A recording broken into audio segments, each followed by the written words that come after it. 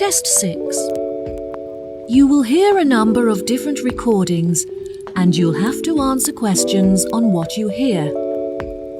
There will be time for you to read the instructions and questions, and you'll have a chance to check your work. All the recordings will be played once only. The test is in 4 sections. At the end of the test, you will be given 10 minutes to transfer your answers to an answer sheet. Now turn to Section 1. Section 1.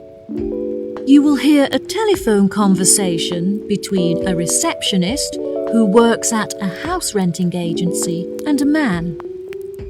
First, you'll have some time to look at questions 1 to 4.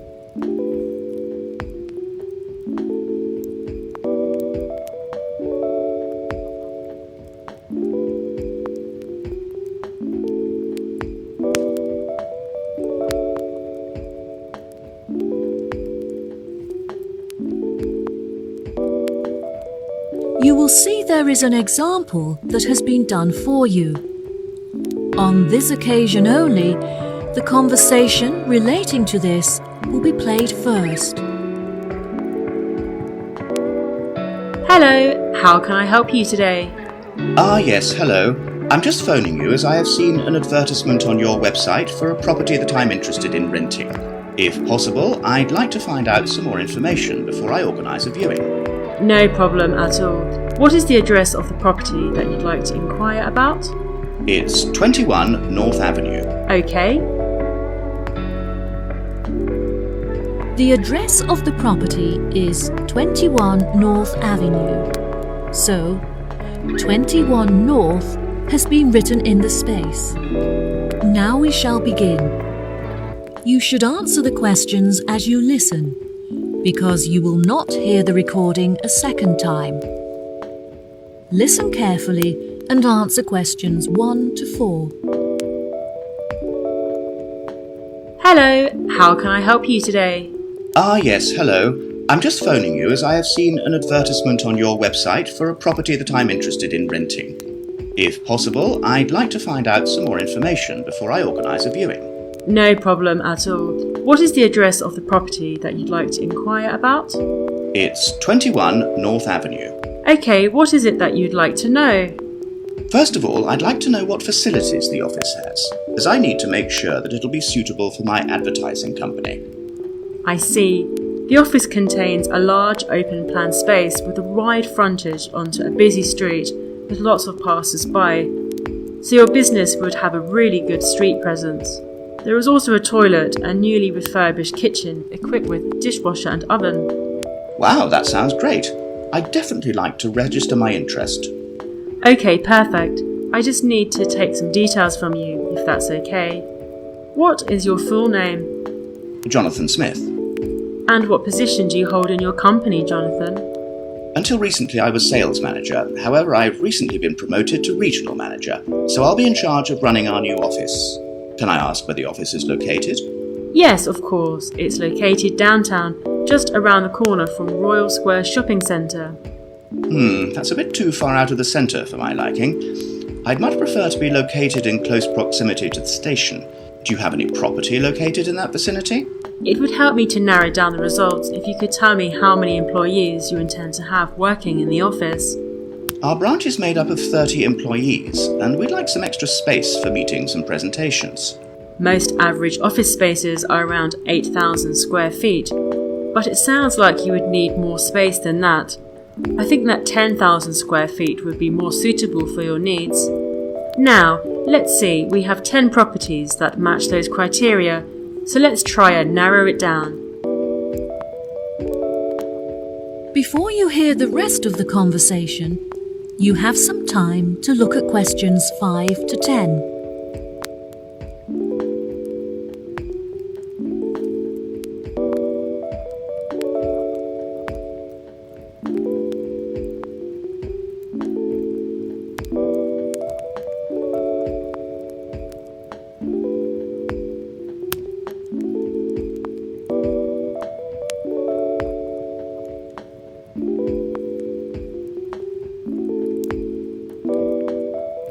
Now listen and answer questions 5 to 10. Do you have any other requirements? Well, we'll need access to the office 12 hours a day, but security should be 24-hour. We don't hold any money on the premises, but it's crucial that we protect our customer information against theft. Okay, anything else? Yes, ideally I would prefer the new office to be split over 2 levels, so that the working office area is kept separate from street level. That will enable us to locate a reception at ground floor level to welcome customers when they arrive. And are there any particular facilities that you need? Our employees work very hard throughout the day, and I want to make sure that they're well nourished. It would therefore be ideal if I could provide them with a kitchen to cook hot meals at lunchtime. Would you want the kitchen to be located at first floor level with the office? No, I don't want the office to be filled with the smell of food. It would be better if the new office had a basement where we could locate the kitchen and staff room area to keep it at arm's length from the workspace. Okay, I have now narrowed the search to 2 available properties. Do you have any other requirements that could narrow our search down to 1 result? All of our office staff will be working at desktop computers, so I'll need the office to be equipped with at least 40 power sockets if possible. Anything else? Studies have shown that exercise is very important for maintaining happiness and healthy brain function. In an office environment, it's very difficult to get sufficient daily exercise, so it would be great if they had access to a nearby exercise area. One of the available offices is located next door to a gym. Would this be suitable? Yes, absolutely. A gym is exactly what I was thinking of. Brilliant. Do you need the office to be furnished? I don't think so. I already have some furniture, so I would prefer to bring this myself. That's no problem at all. And before I forget, we will definitely require Wi-Fi access, as much of our work and customer recruitment is carried out online. No problem. It sounds like the property will suit your needs perfectly. I've taken the liberty of booking you a viewing at 3 p.m. on Thursday, so you can see it for yourself. Is there anything else I can help you with today? No, I think that's all the information I need. Thanks very much for your help. No problem. It's been my pleasure to be of assistance. Goodbye. That is the end of section 1. You now have half a minute to check your answers.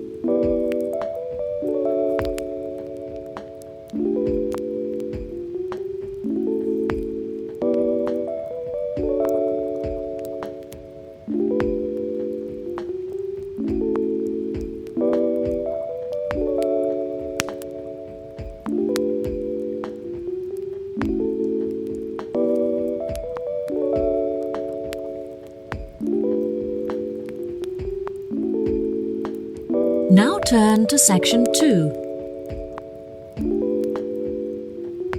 Section 2. You will hear a tour guide giving a talk about a relaxation centre. First, you'll have some time to look at questions 11 to 14.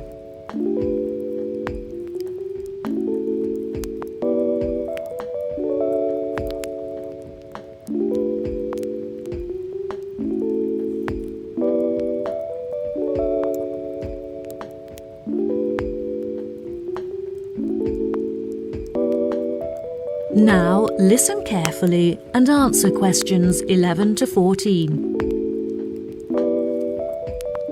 Hello everyone, my name is Sally. Welcome to our globally renowned spa and relaxation centre here at Island View Estates. Before you all wander off and begin exploring the facilities, I'd like to go over a few things. Now, this year is a very special milestone for our beloved centre, as it is our 25th anniversary. I understand that this means you have all paid an increased price for your tickets, but I can promise that all of the events we have scheduled for your enjoyment will make the costs well worth it. I know that all of you have travelled a long distance to make it here to the centre of the New Forest, but it is thanks to its remoteness that our centre is such a beautiful place to relax. I'm sure you are all keen to find out what activities we have arranged for you, so I will give you a quick overview. Tomorrow, we have arranged for you all to participate in a yoga session for the duration of the morning, followed by a day of relaxation at the pool, where we have ample sun umbrellas to protect you from the sun.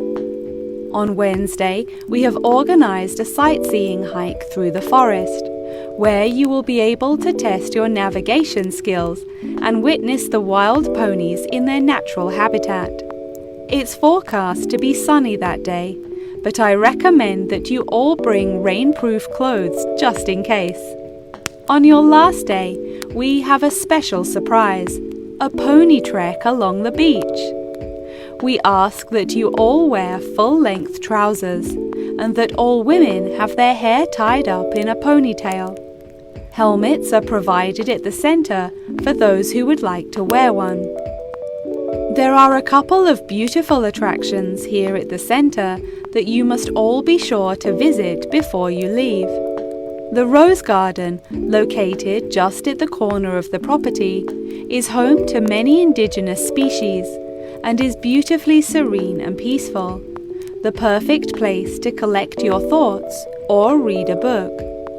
Our sunset boat ride has been the favourite attraction for many of our visitors. Simply hop aboard and relax whilst we sail you out into the open sea to witness one of the most beautiful spectacles that nature has to offer. Last, but certainly not least, is the freshwater pond, which serves as a watering hole of sorts. Some of you may even be lucky enough to spot our resident kingfishers, who are members of a very rare and endangered species. Once you have all unpacked and settled into your rooms, we will be taking you out to the neighbouring island for a bonfire and barbecue dinner. The island is very small, and the bicycle trails make it very easy to explore all of its beautiful corners. As the island is entirely separate from the mainland, it has never been inhabited by wildlife, so you can all roam freely and safely. We have some bonding exercises for you all to take part in around the bonfire, where you can potentially make new friends and discover a lot about yourself. Before you hear the rest of the talk, you'll have some time to look at questions 15 to 20.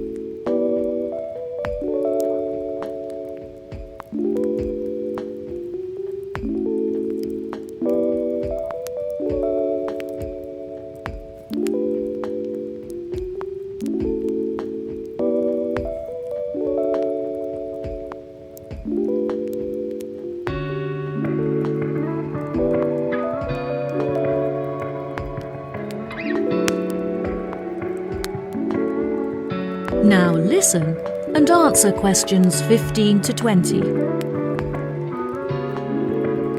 Now, let me tell you a little bit about the facilities that the resort has to offer. For those of you keen on indulging in a little bit of retail therapy, just wander along to our tourist centre, where we have a wide selection of presents on sale at reasonable prices. If you are feeling more drawn to the natural surroundings and scenery, I recommend that you take a trek up the mountain, where you can enjoy the panoramic outlook from the peak. For a bit of cultural indulgence, why not pay a visit to our small on-site theatre, where you can enjoy watching a range of movies and check out some works by our resident street artists. Just a 10-minute walk down the road is the local art museum, where you can roam around the sculpture courtyard or admire the many artworks on display. Here at the resort, we are incredibly lucky to be located right next to a nature reserve, where many species of endangered wildlife live in the pond. Just on the bank is a small hut where visitors can observe the fish and birds in their natural habitat. Now, if any of you are interested in history, you have the very interesting opportunity to visit the ancient building at the south side of the grounds. The building is now a museum. However, it originally served as a jail for those charged with crimes of treason against the royal family. Well, that just about rounds it up. Now, if anyone has any questions? That is the end of section 2. You now have half a minute to check your answers.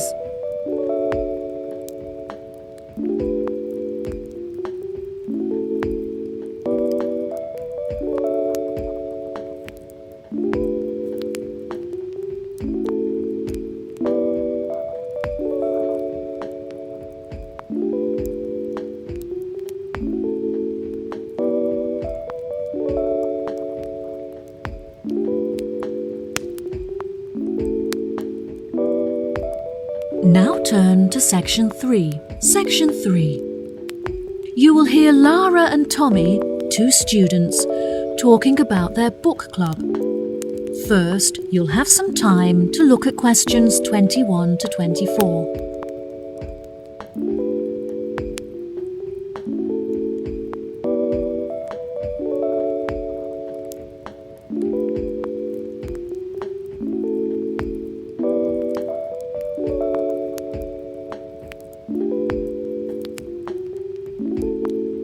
Now listen carefully and answer questions 21 to 24. Hi, Tommy. I haven't seen you for ages. How have you been? Oh, hi, Lara. I'm great. I've just joined a local book club that meets every Wednesday, and I'm really enjoying it. Next week, we're discussing the novels of Charles Dickens. I'm really looking forward to it, as he's my favourite author. Yes, absolutely. His novels are wonderful. I attended Dickens' book club too. Would you like to do a practice session with me in preparation for your meeting? Sure, that sounds great. Let's start by discussing the main characters in David Copperfield and the ways in which they're affected by the events of the story as it develops. What do you think of Rosie? I think that she's a really sweet character in the beginning, but as the story progresses, she becomes bitter because of how her relationships had turned out in the past. That's true. Her sisters all marry and live happily ever after, but she ends up alone. It is very interesting to see how deeply the change in her personality affects her relationships. What is your opinion of Florrie? I find her very manipulative. She seems intent on seeking attention, so whenever she wants something from her family members, she persistently acts in a very silly manner, just like a kid. Unfortunately, many people do not realise this, and so they give her the attention that she's seeking, which only encourages her to continue behaving this way. Yes, Florrie is the complete opposite of Lizzie. Lizzie is very sensitive, and she has a true perceptiveness into how people are feeling and how they behave, which enables her to act appropriately towards them. She is very kind and generous and cares about how people feel. That's true, and I really like her character too. My least favourite character is Estelle, because she acts so selfishly and gets enjoyment from making others suffer. Unfortunately, there are many people like her in the world who intend to make others feel like this. It's interesting how you can associate so many of the characters with people that you know in real life. I think that the reason why Dickens is so good at creating deep and believable characters is because he understands human mentality. Before you hear the rest of the conversation, you'll have some time to look at questions 25 to 30.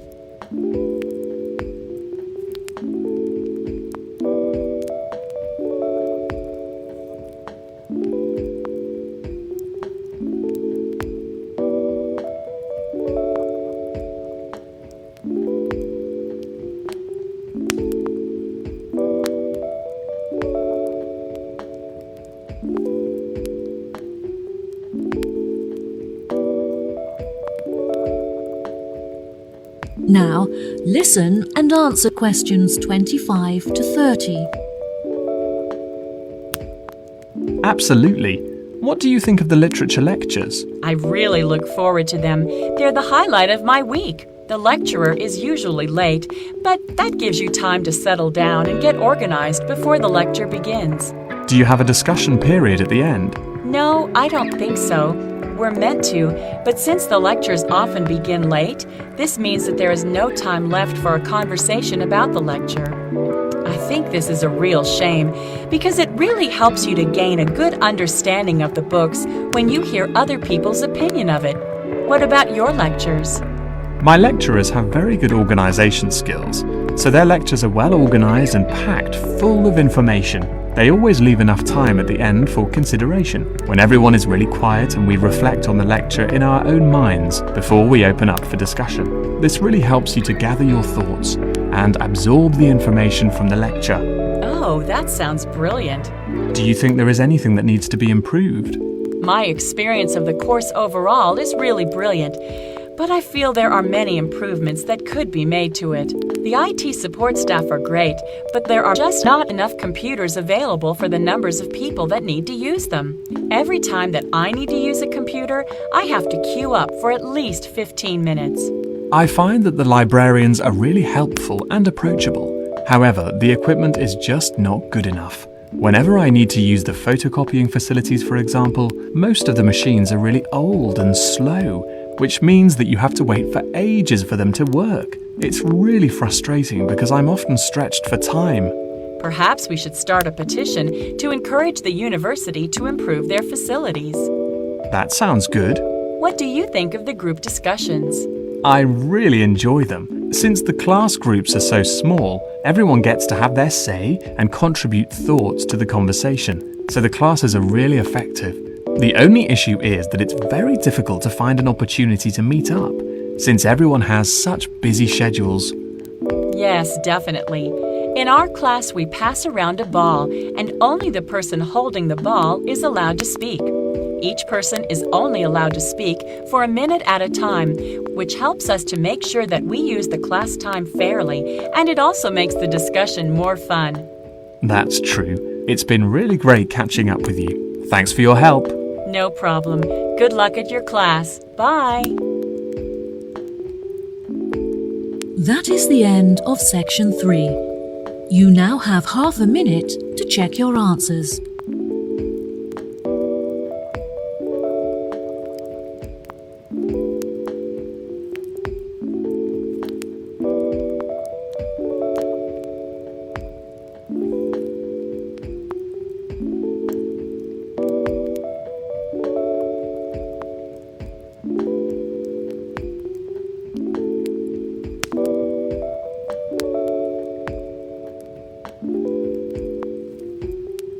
Now turn to section 4.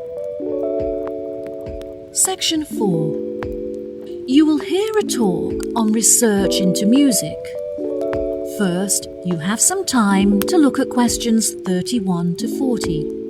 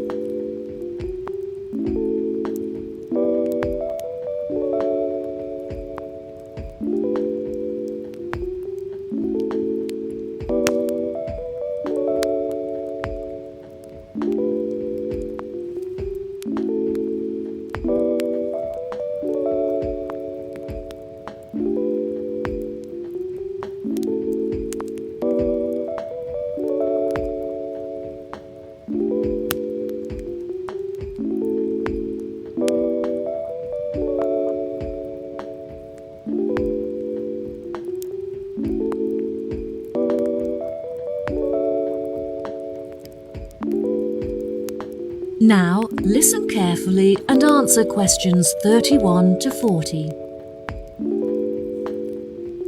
Today we're going to delve into the fascinating history of music in Britain and the evolution that it experienced throughout the duration of the 18th and 19th centuries. During the second half of the 18th century, Britain experienced an industrial revolution, during which its manufacturing industry underwent a major transition from hand production methods to the use of machinery. This sudden boom in the industry drew thousands of people into the cities, where they knew they'd be able to find jobs in the factories, working with or maintaining the machinery. This sudden influx of people into the cities did not just come from the surrounding countryside, but also from other poorer nations in search of a better life. Between 1800 and 1900, the population of England increased by 4 times. This mass immigration from different nations and areas of the country resulted in a variety of cultural influences meeting and mixing to form a new, more diverse culture. With this new culture came a new style of music. Prior to the Industrial Revolution, music had originally been written to reflect the hard, labour-intensive life in all kinds of industries when all work had to be done by hand. Most people resided in small rural communities where their lives revolved around farming. Life for the average person was difficult, as incomes were meagre and malnourishment and disease were common. Despite the difference in nationalities of the people and the variety of musical genres, all of the music shared one common language, English. As many were unable to write, the songs were a means for the people to give voice to their experiences and feelings about their hard and laborious jobs. Most of the music written by the workers during this period has been lost as a result of illiteracy and the wear of time. Now, you may be asking yourselves how these small musical works were formed. The roots of most of these groups can mostly be traced back to the younger members of the working classes, who were perhaps rebelling against the inferiority of their living and working conditions compared to those of the upper classes. Young performers would often lead these musical trends, usually possessing a great talent for singing or playing particular handmade instruments. As time progressed into the 19th century, these musical groups had gained much notoriety and would hold small performances in the street for all to watch. It was perhaps their blind optimism and rebellious spirit that led them to become so popular with their audiences, which were usually made up of the poorest of the poor. Despite efforts by the upper classes to put an end to these musical traditions, they continued to gain popularity and flourish. By the late 1870s, they had evolved past the barrier of the social echelons and gained access to the middle class. Performances were held in proper establishments such as village halls, and some were even ticketed, with audiences paying a fee for the privilege of watching. Music produced by these groups were better recorded, and some is still preserved today in museums. The music of these groups may not exist in the present day, but its influences are still clear if you look closely enough. In classical culture, for example, many of the themes and theatrical performances are still based on the lives and experiences of the working classes both prior to and following the Industrial Revolution. The novel entitled Les Miserables by Victor Hugo, for example, is a novel about the French working classes and is still widely popular today. The original recordings of the music written during these periods are now hugely valuable due to the demand from avid collectors and enthusiastic fans. Many of these recordings are publicly owned and displayed in museum exhibits. However, a selection are still privately owned and occasionally appear for sale in auctions, often reaching prices in the hundreds of thousands. Well, that just about wraps the lecture up for today, so if anyone has any questions... That is the end of section 4. You now have half a minute to check your answers.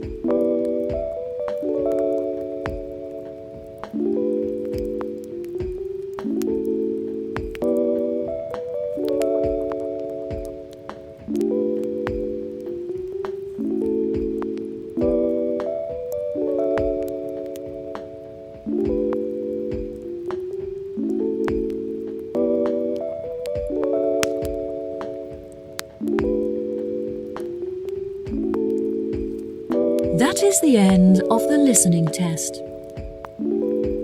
In the IELTS test, you will now have 10 minutes to transfer your answers to the answer sheet.